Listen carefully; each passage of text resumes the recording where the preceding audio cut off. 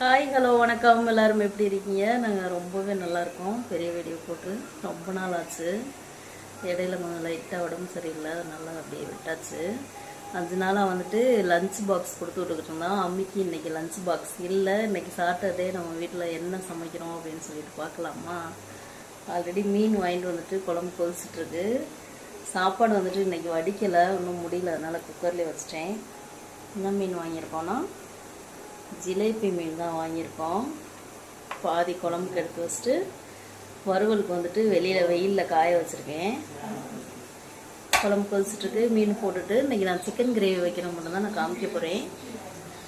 வாங்க வீடியோக்குள்ளே போகலாம்.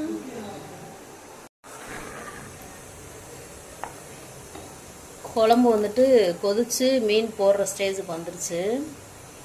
நம்ம மீன் போட்டுக்கலாம். என்ன மீன் வாங்கியிருக்கோன்னா ஜிலேபி மீன்.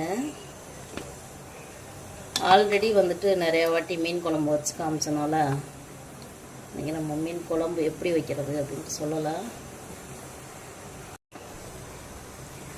மீன் எல்லாம் போட்டாச்சு. இன்னும் ஒரு 5 நிமிஷம் கொதிச்சு வந்துச்சுன்னா சிம்மில் ஒரு 10 நிமிஷம் வச்சுருந்தோன்னா குழம்பு சூப்பராக ரெடி ஆயிரும். இப்போ வந்துட்டு இதை தூக்கி அந்த அடுப்பில் மாற்றி வச்சுட்டு நம்ம சிக்கன் கிரேவி வச்சுக்கலாம். சிக்கன் கிரேவி எப்படி வைக்கிறது அப்படின்ட்டு நான் சொல்கிறேன். சிக்கன் கிரேவிக்கு வந்துட்டு எண்ணெய் காஞ்சிருச்சு. சோம்பு, பட்டை, ஏலக்காய், இந்த பிரிஞ்சி இலை, அது 3 போட்டுக்கலாம். பட்டை ஏலக்காய் பொரிஞ்சோடனே வெங்காயம் போடுறதுக்கு முன்னாடி இஞ்சி பூண்டு பேஸ்ட்டு. சிக்கன் வந்து 1/2 கிலோ, அதனால 1 ஸ்பூன் சின்ன ஸ்பூனில் இஞ்சி பூண்டு பேஸ்ட் போடும்.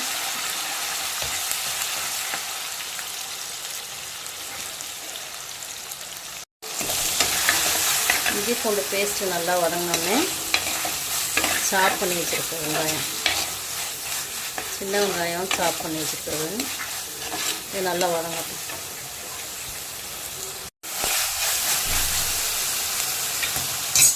வெங்காயம் ஓரளவுக்கு வதங்கிடுச்சு. கருவேப்பிலை, பச்சை மிளகா போட்டுக்கலாம்.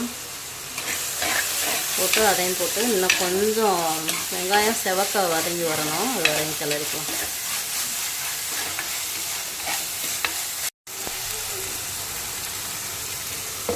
வெங்காயம் நல்லா வதங்கிடுச்சு.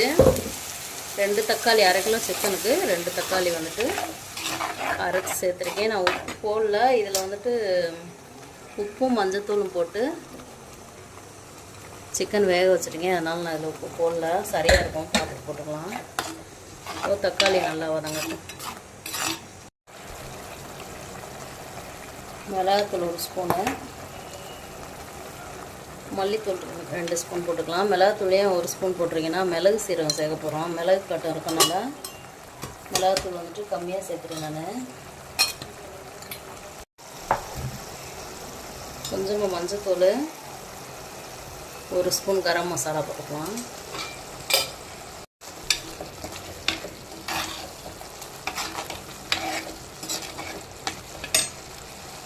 எண்ணெய் பிரிஞ்சு வந்தோடனே இப்போ நம்ம சிக்கன் போட்டுக்கலாம்.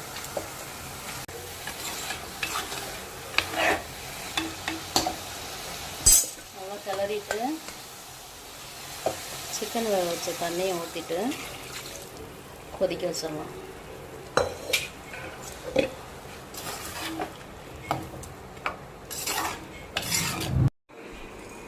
கிரேவி வந்துட்டு கொதிச்சுட்ருக்கட்டும். நான் இதில் என்ன எடுத்திருக்கேன்னா 1 ஸ்பூன் மிளகு, 2 ஸ்பூன் சீரகம் எடுத்திருக்கேன். இதை நம்ம என்ன பண்ண போகிறோன்னா அப்படியே ட்ரையாக வறுத்துட்டு இடிச்சிட்டு அப்படியே சிக்கனில் போட போகிறோம். வறுத்து இடிச்சிட்டு போட்டோம்னா சிக்கன் கிரேவி வந்துட்டு நல்லா ஒரு வாசனையாக டேஸ்ட்டாக இருக்கும். இப்போ நான் அதை வறுத்துட்டு இடிச்சிட்டு வந்துடுறேன். மீன் குழம்பு வந்துட்டு மீன்லாம் வெந்துருச்சு, ரெடி ஆயிடுச்சு. அதனால் அடுப்பு ஆஃப் பண்ணியாச்சு. மீன் வறுத்துட்டா வேலை முடிஞ்சிச்சு. இறக்கி வச்சிடலாம். ட்ரையாக வறுத்து வந்தோடனே அப்படியே அதை இடிச்சிட்டு சிக்கன் கிரேவியில் சேர்த்துக்கலாம். இடித்த மிளகு சீரகம் வறுத்து இடித்த மிளகு சீரக பொடி போட்டுட்டு மல்லித்தலை போட்டுக்கலாம். பசங்க மீன் குழம்பு சாப்பிட்டதுனால கொஞ்சம் ஊற்றி சாப்பிட்ற மாதிரி நான் செஞ்சுருக்கேன். இதை தம்பி இது என்னென்னா கஸ்தூரி மேத்தி. இது கொஞ்சமாக கசக்கி அப்படியே போட்டுக்கலாம், டேஸ்ட்டாக இருக்கும்.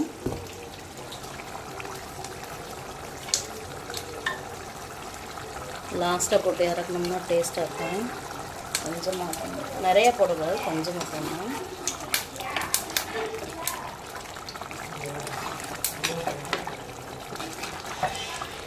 சாப்பாட்டில் ஊற்றி சாப்பிட்ற மாதிரி தான் கிரேவி வச்சுருக்கேன். உங்களுக்கு இன்னும் ட்ரையாக வேணும்னா இன்னும் ட்ரை பண்ணிக்கோங்க நீங்கள். அவ்வளோதான். மிளகு சீரக பொடி போட்டுட்டு ரொம்ப நேரம் வைக்கக்கூடாது அடுப்பில், கசப்பு வந்துடும். ரெடி ஆயிடுச்சு. அடுப்பு ஆஃப் பண்ணிக்கலாம். மண்சட்டினால அடுப்பு ஆஃப் பண்ண பின்னாடியே கொதிக்கும். எப்படி கொதிச்சுட்ருக்குன்னு பாருங்கள். மீன் குழம்பு பசங்க சாப்பிடாதனால நான் இந்தளவுக்கு கிரேவியாக வச்சுருக்கேன், சாப்பாட்டில் ஊற்றி சாப்பிட்ற மாதிரி. நீங்கள் இன்னும் ட்ரையாக வேணும்னா இன்னும் ட்ரை ஆகணும். கொஞ்சம் நேரம் கொதிக்க வச்சுக்கணும். அடுப்பு ஆஃப் பண்ணியாச்சு. அப்புறம் மீன் வறுத்துக்கலாம். கொஞ்சம் எண்ணெய் காஞ்சிடுச்சு, மீன் வறுத்துக்கலாம். இரும்பு சட்டியில் வறுத்தாலும் சூப்பராக ஒட்டாமல் வரும் மசாலா.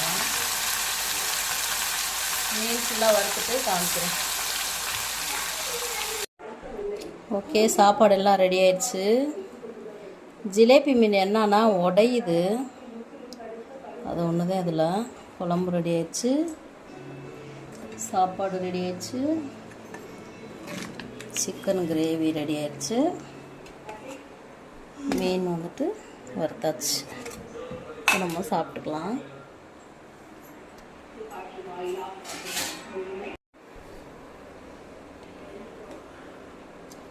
சாப்பாடு போட்டுட்டு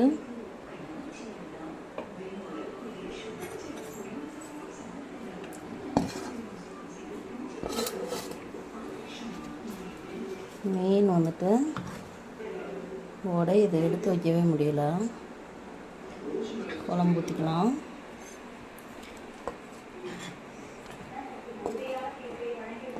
சிக்கன் கிரேவி கொஞ்சம் வச்சுக்கலாம், வறுவல் வச்சுக்கோம்.